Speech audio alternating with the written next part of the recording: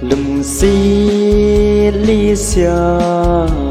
cả hình đã dâu gì bồi ngày lai thêm thu chênh nằm như cầm hi tam và băng in nộp lại ni lùng mà lắng lâu hầm gần thi thu na tình lùng xiết ni na chân hầm mill dâu bùi khăn khô cả si lung hồng lăng gì nên lối na kêu đó gì lâu hầm gần thi kinh vong cầm mơ dấu gì bồn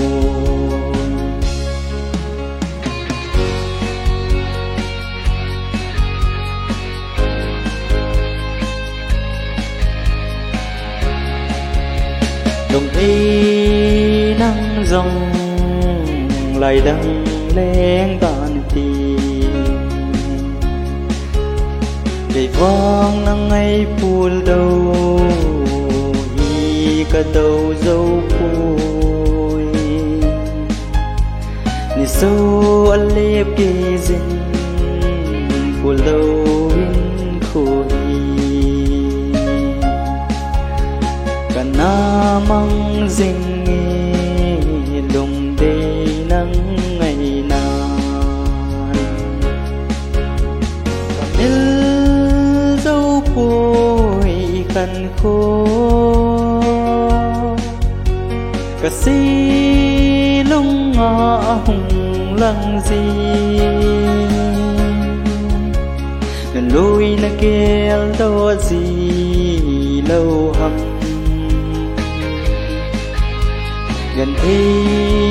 kinh vong cầm mơ dấu gì bồn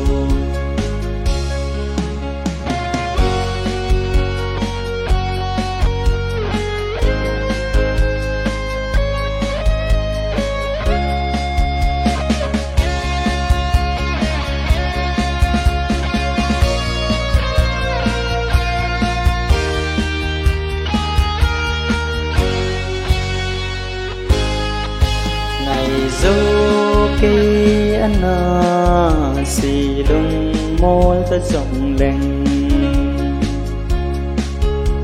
lùng xì nắng bên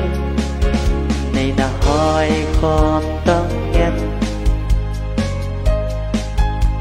vì đã lung xì lâu băng này nung sân riêng hầm gần thi thu na tình lùng xiết ni na dần hầm cầm mill dâu bùi khăn khô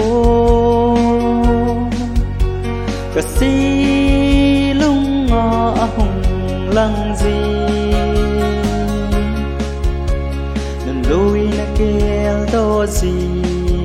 lâu hầm gần thi kinh vong cầm mơ dấu gì buồn